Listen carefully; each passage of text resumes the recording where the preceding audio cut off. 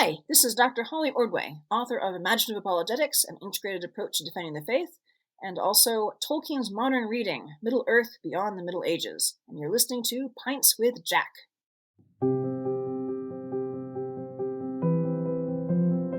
A dawn in the middle of long vacation is almost a non-existent creature, as you ought to remember. College neither knows nor cares where he is, and certainly no one else does. Welcome to Pints with Jack, Season 6, Episode 4, Cocktail, where we're discussing Out of the Silent Planet, Chapter 2.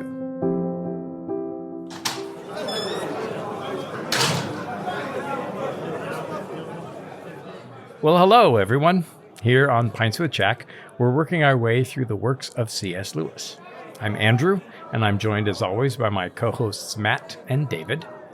This season, we find ourselves among the stars and the planets, reading through the first book of C.S. Lewis's science fiction trilogy, Out of the Silent Planet. Last week, we discussed the first chapter of this season's book, and today we're going to turn to Chapter 2, where our story takes a distinctly dark turn. As we mentioned in the previous episode, since Lewis didn't give his chapters any names, this season we're going to be naming each episode after a movie title. And what's today's episode named after, David? Well, in this episode, Ransom spends most of the chapter waiting for a drink, so I thought the episode should be called Cocktail, named after the 1988 movie starring Tom Cruise and Elizabeth Shue. As you can see, I definitely have a preference for the movies of the 1980s. Yeah, let's maybe find something in this millennium, just saying, but, as you wish. No, I am a dinosaur. Okay. You're the last of the old Western men, huh? Mm-hmm. Great. Well, welcome. How's everybody doing? How's the weather out there? Oh, more snow in Wisconsin. As soon as we're done here, I've got to go snow blow our driveway again. Oh, wow. Now, okay. What weather would you take? San Diego weather or Wisconsin weather? Oh, I'd still take Wisconsin. California's crazy, man.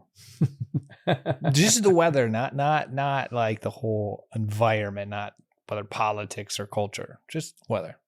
I would say it's 50-50. It is very nice never having to do any kind of planning for weather because it's generally, sunny and 70. Yeah. But at the same time, it is really lovely waking up in the morning and seeing a winter wonderland outside your door. Uh-huh. Until you have to go out and snowblow 3 times a day. They're trade-offs. Yeah, I know, but it just makes me all the more manly. I like it. Wow. How about you, Matt? How's the weather there? How's your week so far? There's nothing really exciting going on in my life right now. I wish I had just work. Yeah, really, just that home stretch. Yeah, actually, as this is released, that stretch should be done. Actually, but that's my focus. Yeah, but I'm excited. I'm excited. I do plan on the Friday to Monday over Christmas, like truly taking off. So that'll be kind of nice. Those 4 days. Oh, nice. Not doing any work, seeing family, and my nieces will be coming into town, and they're 3, 2, and 1. So we're very excited for Santa and to be able to go searching for him. That's a holiday tradition we have, going to searching for Santa. It's very fun. Just remember to keep your eyes on the road. No crashing. And for people that want to hear that story, you got to go and listen to a previous Christmas episode of Pints with Jack. You do remember? I was like, does he remember the story I told my grandfather? I remember well everything. Done. He does. Yeah, it's scary. So we're recording a couple of weeks before, actually a week before Christmas, a week and a couple of days. And last night we were treated to a winter garden tradition. The fire department, with trucks and lights and sirens ablazing, drives Santa around the neighborhoods of the city. And so we heard lights and sirens, and we went out, and it was Santa Claus driving by and waving and ho-ho-hoing his way. And I'm like, oh my gosh, we are in a small town. The other day I was in the grocery store and it just dipped in for 2 things. I was there maybe 2 minutes and ran into 4 parishioners. So definitely a little town. Beautiful. Well, what are we drinking, gentlemen? Well, I am drinking carbonated water, which will become clear as we go through today's chapter. Oh, okay. You got a little seltzer going or something, huh? sort of thing. And I am drinking from our happy birthday box. This is the box that I brought back from Oxford for each of you. None of you had dipped in, and so I thought, let me see what I can find that's the worst and give that a try. So I am drinking Fettercairn, and evidently this is the 12-year-old Fettercairn 1824 from the estate of the Gladstone family. And the house style is lightly earthy and nutty, fresh and light, caramel and faint peat, perfumed toffee, slightly metallic. So we'll see how it goes. What about you, Matt? Well, first of all, I'm holding off on drinking yours until Christmas. That was a Christmas gift, right? Mm-hmm. You can't. Delayed gratification. I'm a new man. I've got to wait. Yeah, we're going to have a common room and we're going to try them all. Yeah, that's a fun idea. I like that. Yeah. But no, I'm actually just sticking with the Macallan 12 that I have open. I think I've done that the last 3 episodes. It's just so good. The sherry cask, just the amberness. I mean, have you seen a scotch this amber? I mean, it's just wonderful.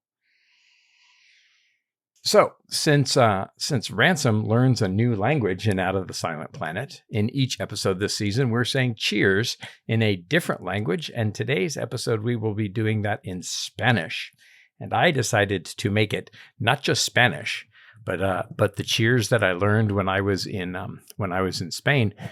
I spent one Christmas in Spain, and I found out that you don't get presents on Christmas. You know what you get on Christmas? You get drunk. You drink cider, and you say salud, dinero y amor y el tiempo para gozarles. That was a pretty good accent. Well done. So it's health, money, and love, and the time to enjoy it. So, and today we're going to be toasting our top tier patron supporter, David Madden, who just sent in a wonderful end of the year Christmas donation. And so cheers to David. May your holiday season be jolly and bright. Cheers. Salud. Salud. Salud. Oh, that is just... Didn't even put a drop of water in that. Don't even need to open it up. It's just delicious on its own.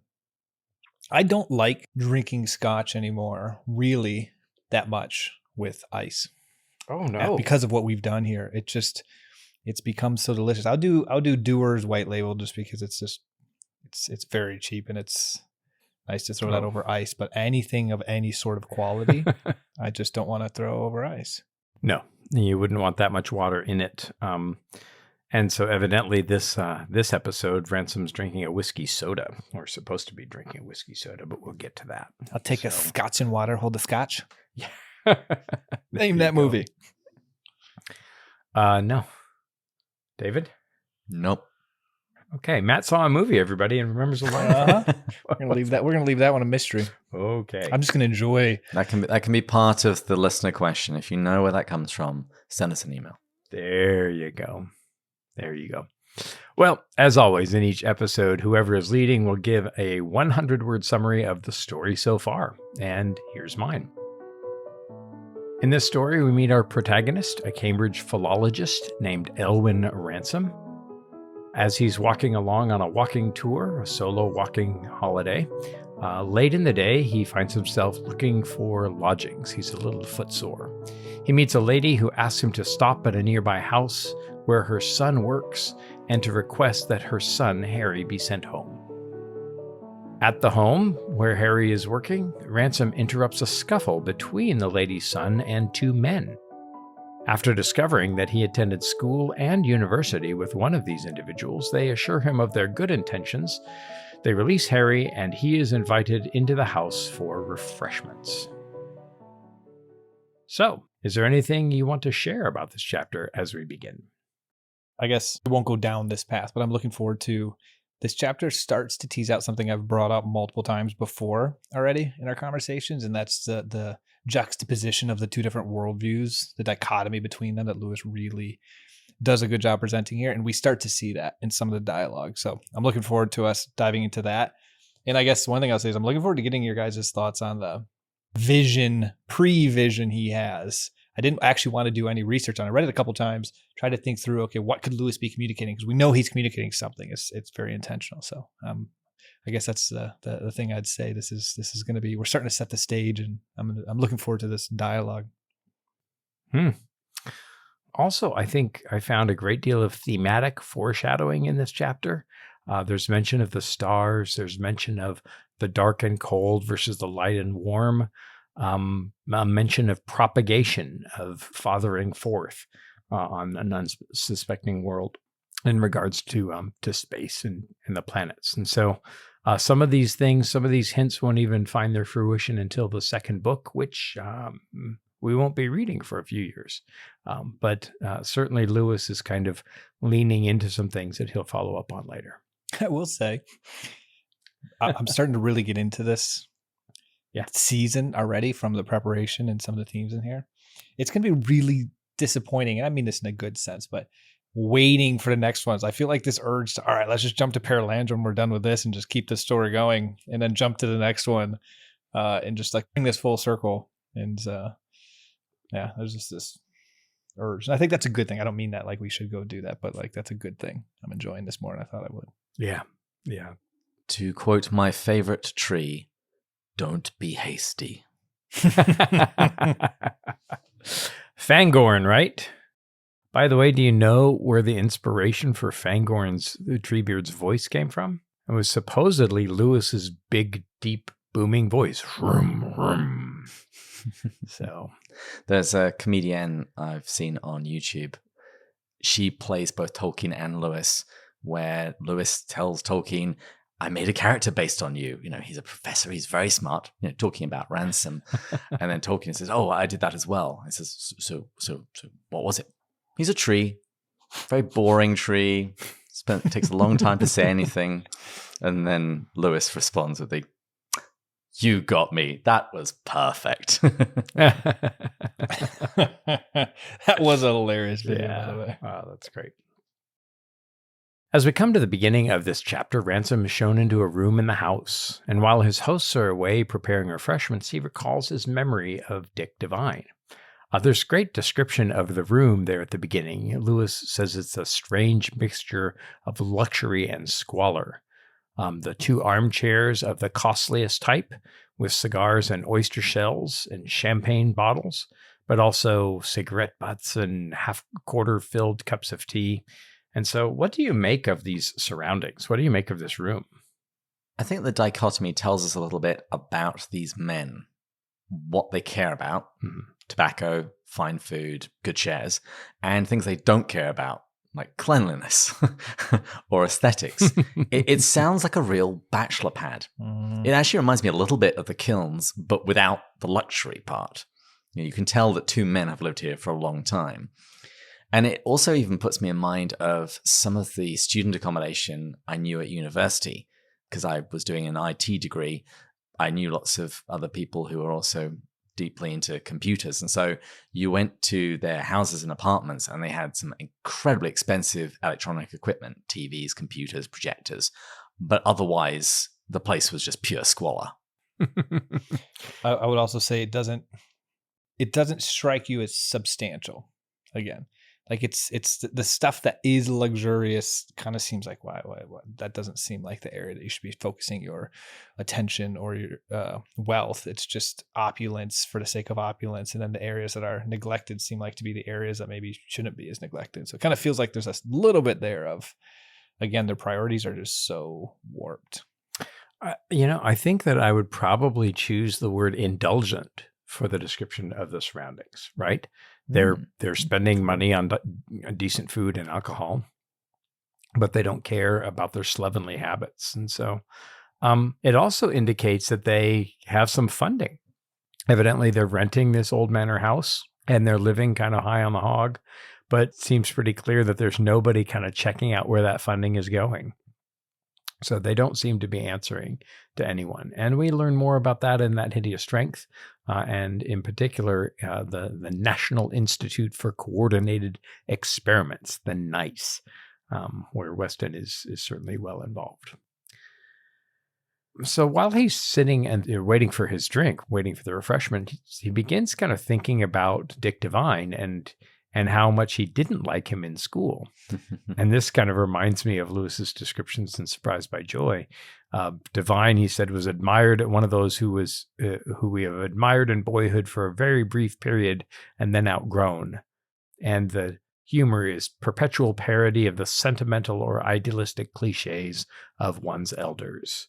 So for a few weeks while at school, Devine's references to the dear old place and playing the game and the white man's burden and a straight bat had swept everyone, including Ransom, off their feet. But he soon found him a bore, full of flash and ready-made, and wondered how he could be so successful. Then there's that mystery of Devine's election to the Lester Fellowship and the further mystery of his increasing wealth. A damn clever chap, Devine, in his own way. It's a mystery how that man has got to where he is, somebody commented. So what do you make of Dick Devine? What do you make of and of Ransom's reflections about him? And what do we learn about their relationship? I think it fits really nicely with the comment I made on the last episode of thinking back to the Great Divorce and the substantial angels versus the non-substantial, or is it insubstantial? Non-substantial, insubstantial, one of those two. Transparent ghosts.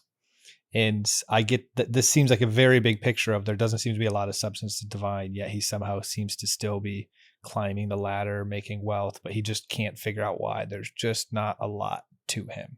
He doesn't seem to be this truly integritous, highly honorable, highly intelligent, driven, like the true good virtues of an individual, yet he somehow is just rising up the ranks.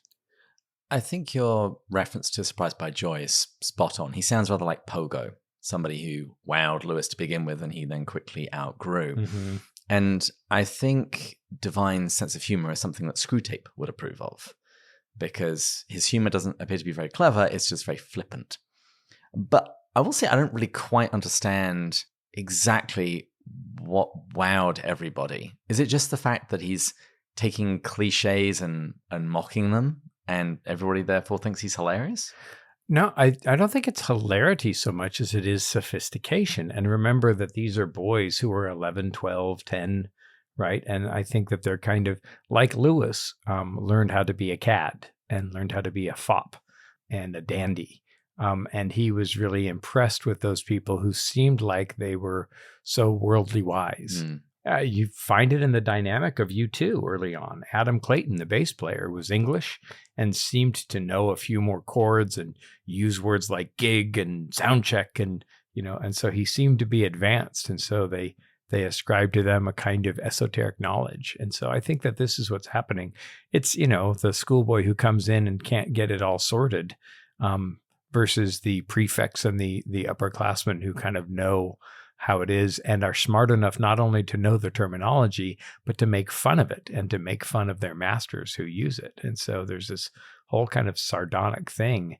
And can you imagine an 11-year-old boy away from home, maybe for the first time, certainly being bowled over by these impressionable figures. I also hear these kind of definite hints of Lewis's essays, Membership and The Inner Ring, both found in Weight of Glory, where Devine kind of seems like he's on the inside. Mm-hmm. And Lewis is fascinated by the inner ring when he first comes to school. So there he is waiting for his drink.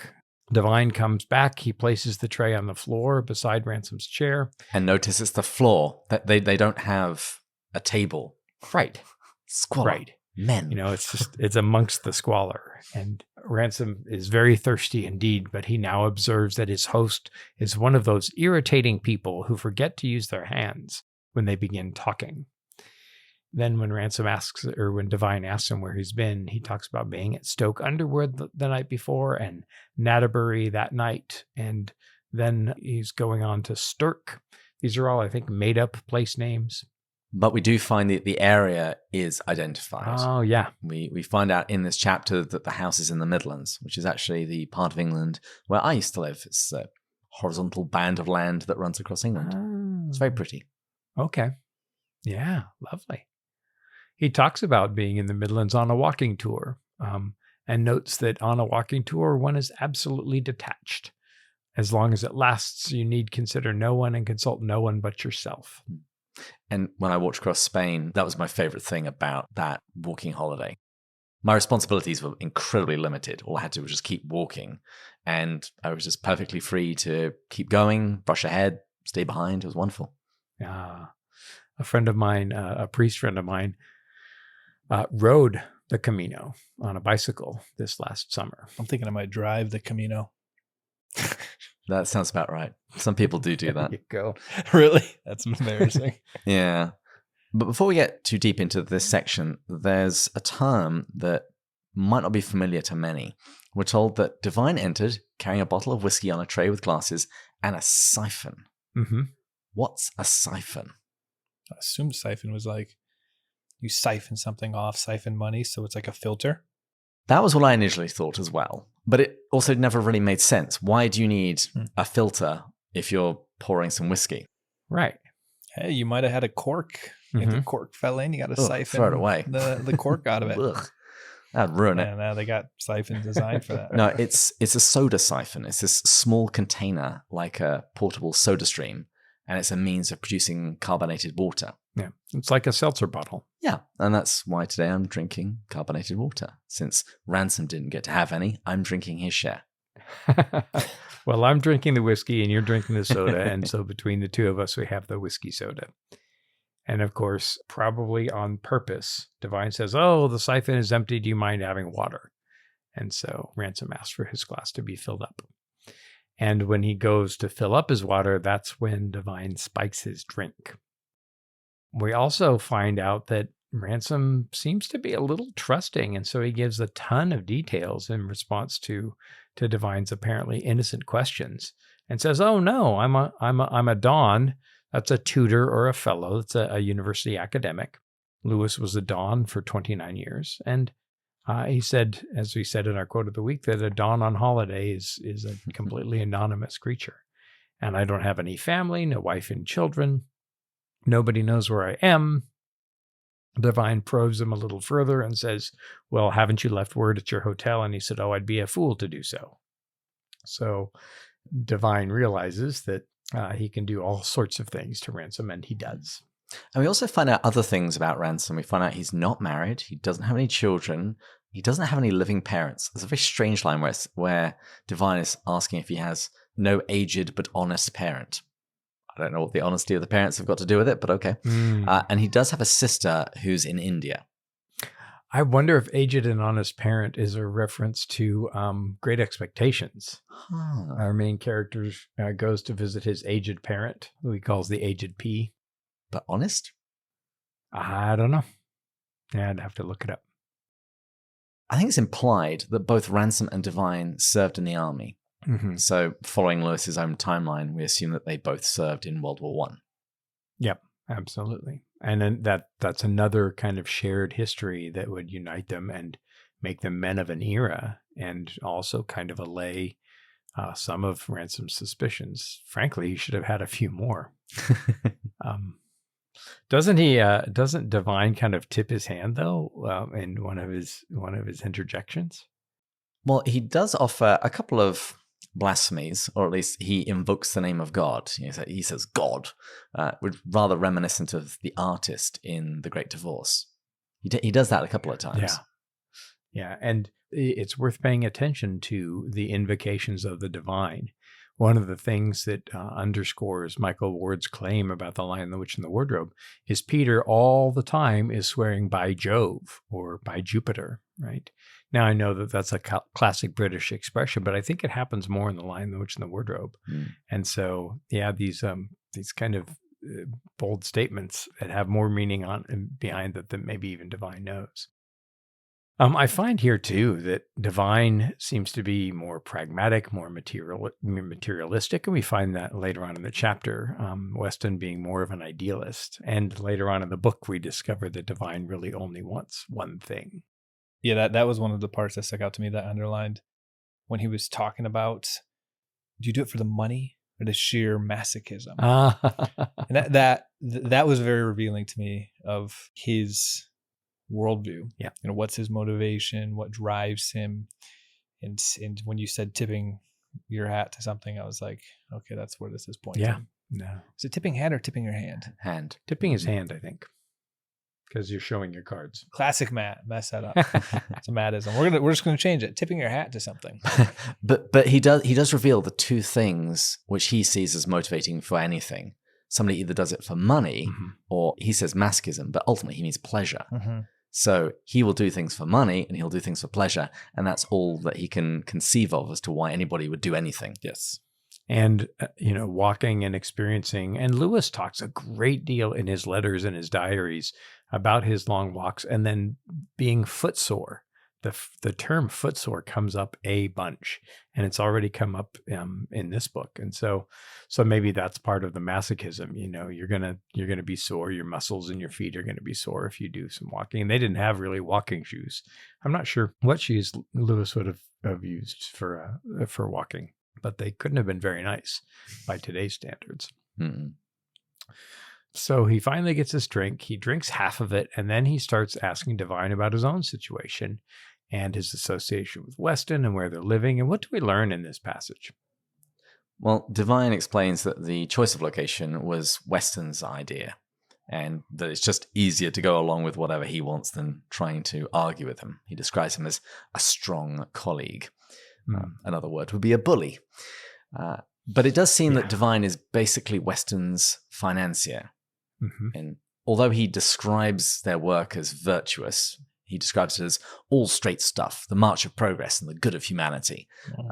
He implies that it's also going to be lucrative. Yeah. He says that it's got an industrial side.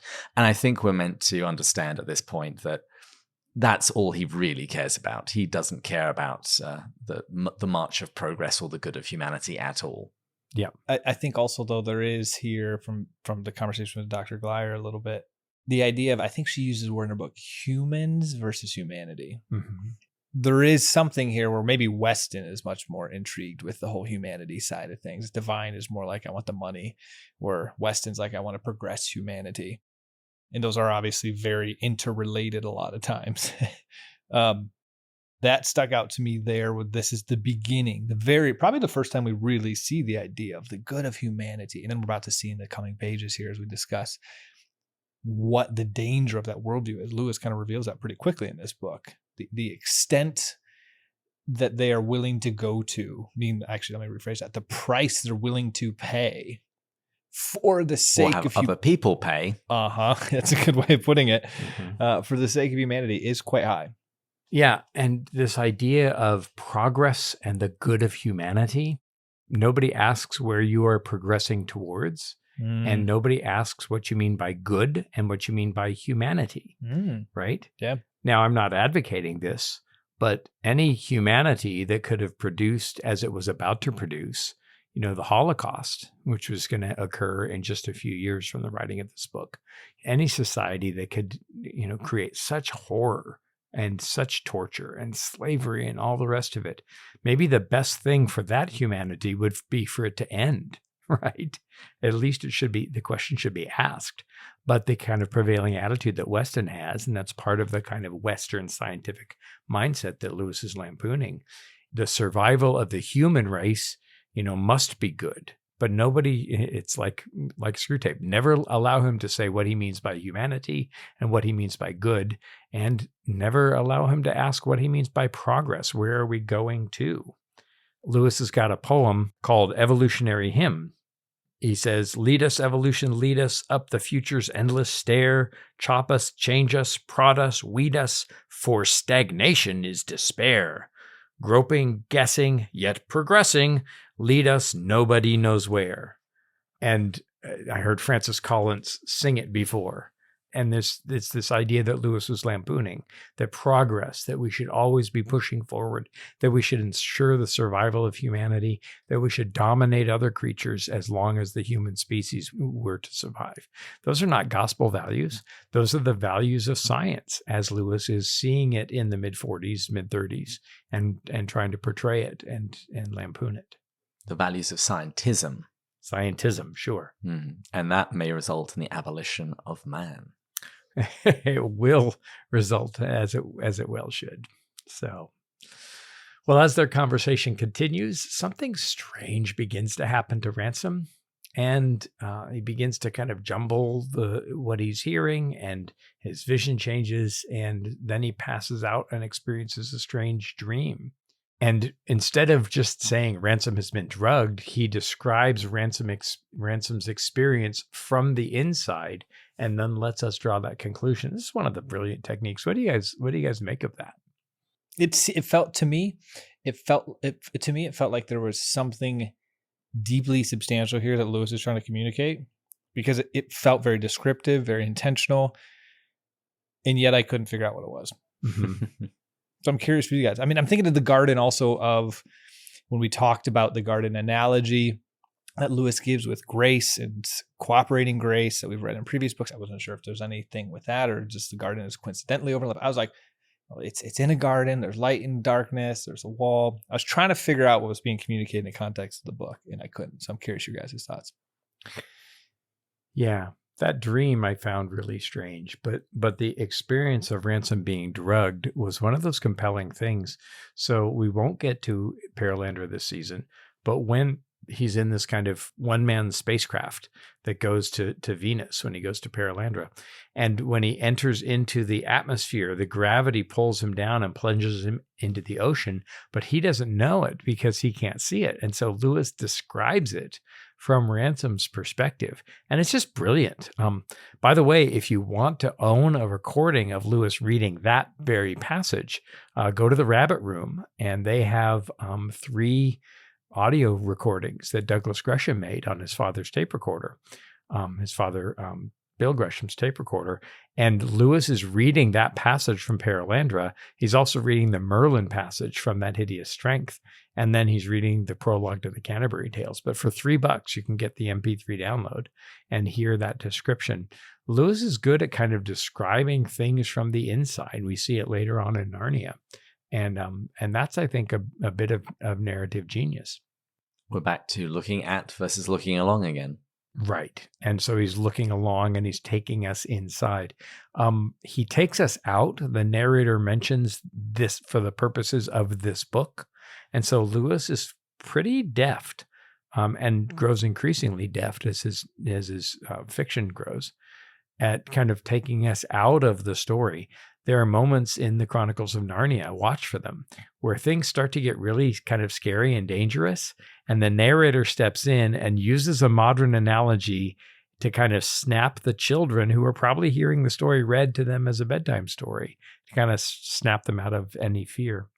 My favorite of these, where Lewis kind of gets into the along, is when he describes in Paralandra this angel who comes to Ransom's cottage, and it looks like he's moving at this furious pace. Well, in order to appear like they're standing still, an angel who is outside of orbit and revolutions around the sun and all the rest, an angel would have to be doing this really incredible, intricate, dance-like, very fast movement in order to appear still before our eyes. Right? Because we're spinning on the axis on the Earth, and we're orbiting the sun, and the planets, the galaxy is moving around in the universe. And so, to me, that's just part of Lewis's brilliance, that he could describe something like being drugged like this. Okay, back to this garden, because yeah. So, what does the dream mean? What do you make of this? So, I have a thought now. Okay. As you were talking, I was reading this a couple times more. This part at the end, when Ransom is on the wall, yeah, and he's watching the other two have already jumped to the darkness. So you have what seems to be this good area and the light, and you have this outside area, which seems to be darkness. And the other two are ready to jump into the darkness. Mm-hmm. And Ransom's really hesitating. And then he notices a door. Door opens. These unique creatures bring Weston and Devine back in, lock the door, and go back outside into the darkness. It suggested to me potentially that there's this greater divine plan that Weston and Devine, due to selfish desires, are trying to go out and mess things up and go against the natural ordering of things as intended. And despite their desire to do that, the universe would not allow it to happen. They're forced back inside, essentially, is what it's saying. Door is shut. You're staying in here. It's like a child trying to escape, and nope, you're going back in. And so we kind of see that throughout this book, that they have this plan that's not at all according to the Jupiter jovial master ordering. Mm-hmm.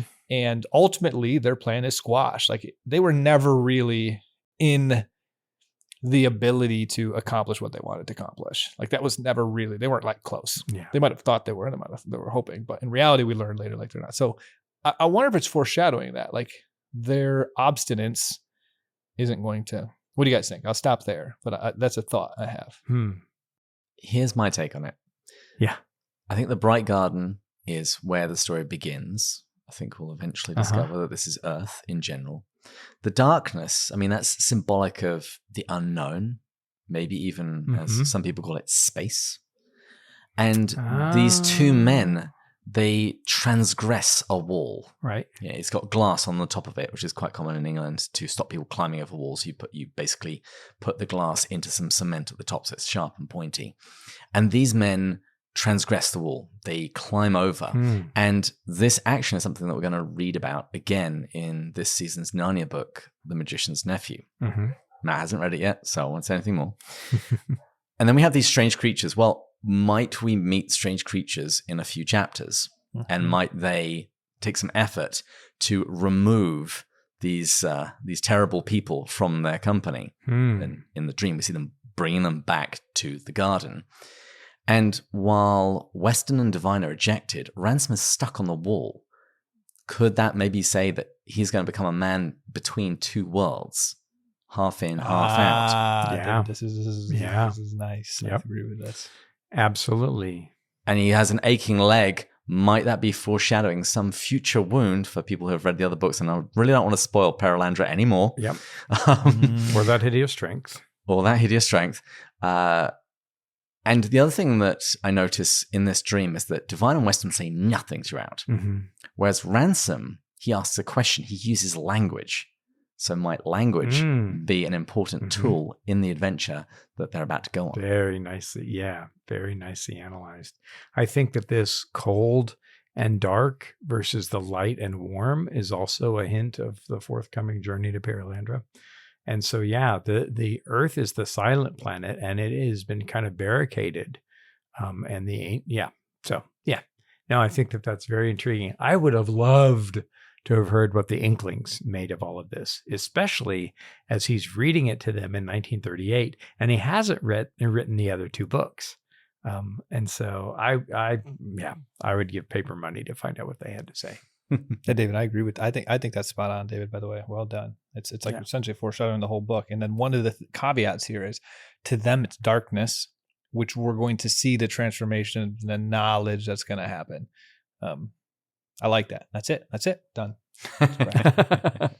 I don't know if I would be entirely. I'm not sure that I even. Nope. Don't take that away from me, Andrew. Complete and utter, wholehearted agreement. But I think it's the best. It's the best bit of thinking. By Jove, it's correct. Okay. Yeah. Well. I think we can at least say the dream is significant. It's symbolic, and once we've read some more of this book publicly, we might even say it's prophetic. Let's see. Ransom could never be sure whether what followed had any bearing on the events recorded in this book, or whether it was merely an irresponsible dream. We can eliminate the fact that it might have been an irresponsible dream. So maybe it's a responsible vision.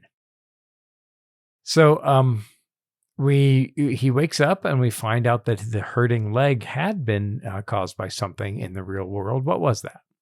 I think, wasn't it? He was just sitting in the armchair with his legs crossed too long while he was asleep.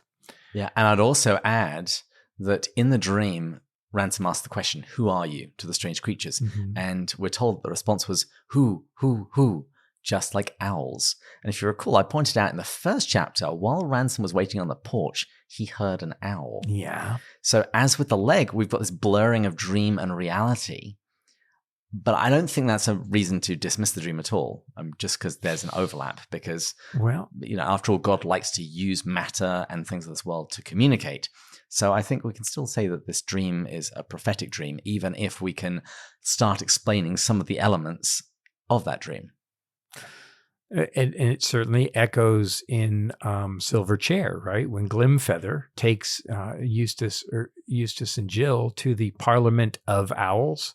That's a pun, by the way. It's Chaucer's Parliament of Fowls. But it's a night journey.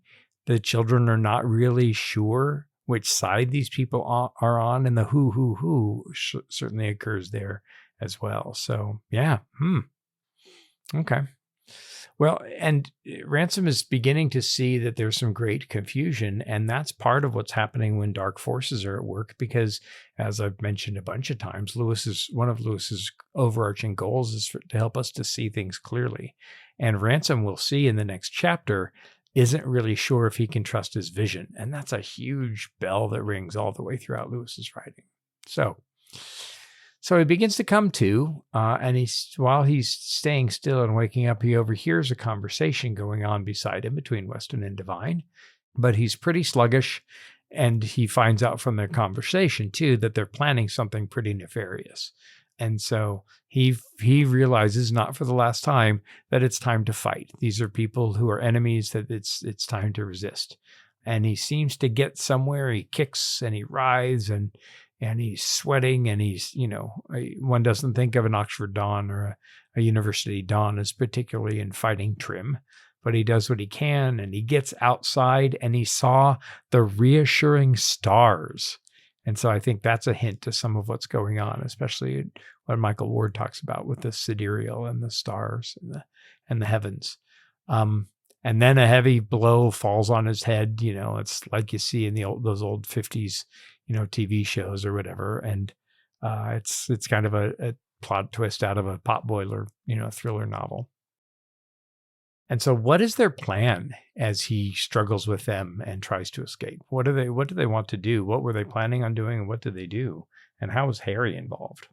Well, without jumping ahead, I would say, if I'm trying to put myself in the shoes of what we're reading at this moment, they need Harry for some sort of, I know the word to use here, but some sort of mission, like an offering of some sort. Maybe they're using him to complete something.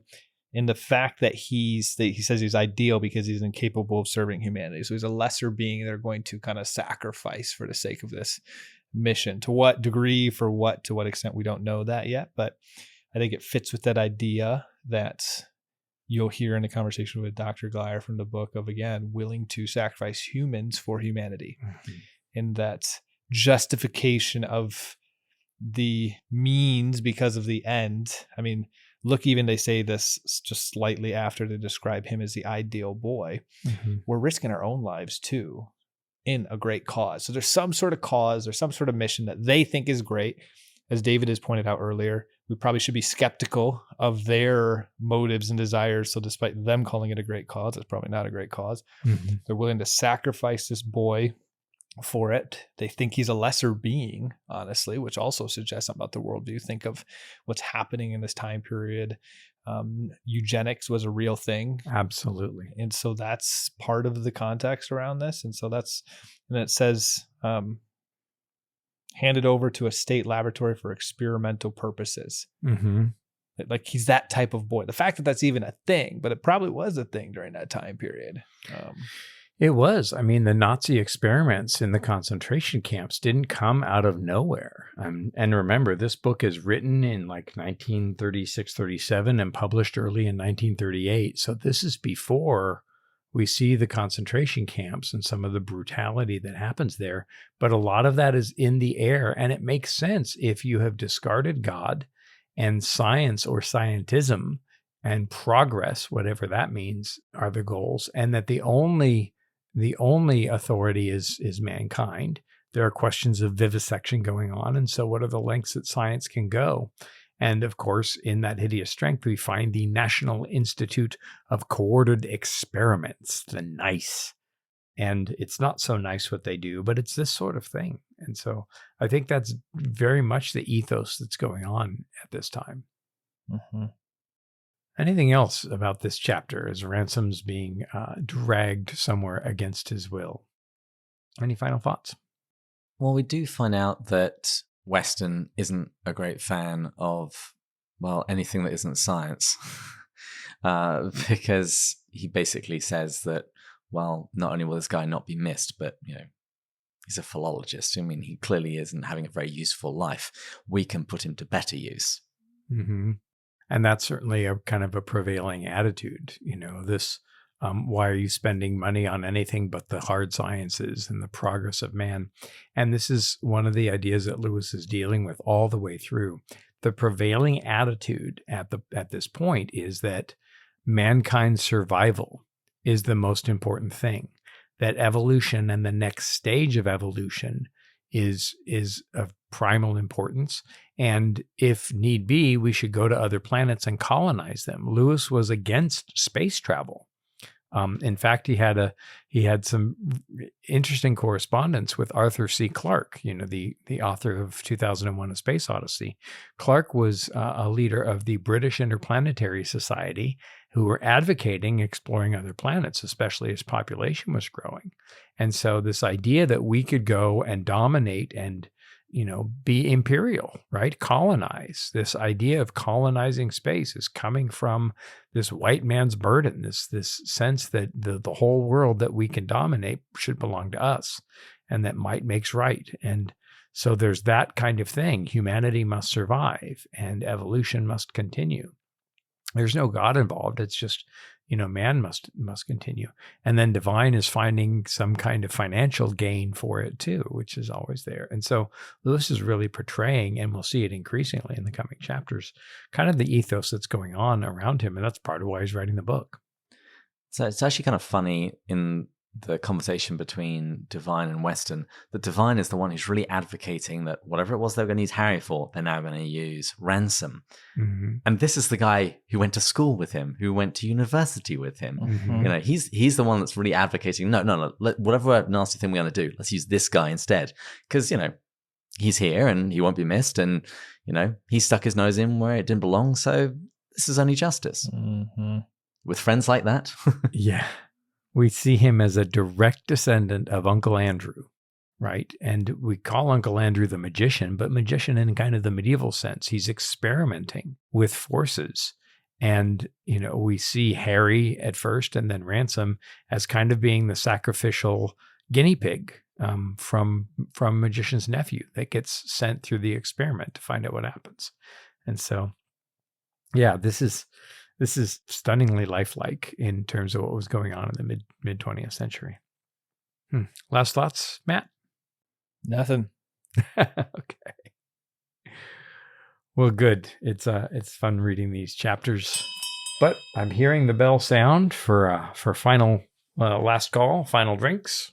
As we wrap up, we have our audience question. Matt had his question earlier, and we want to ask you, do you think Ransom's dream is significant? And if so, what do you think it means?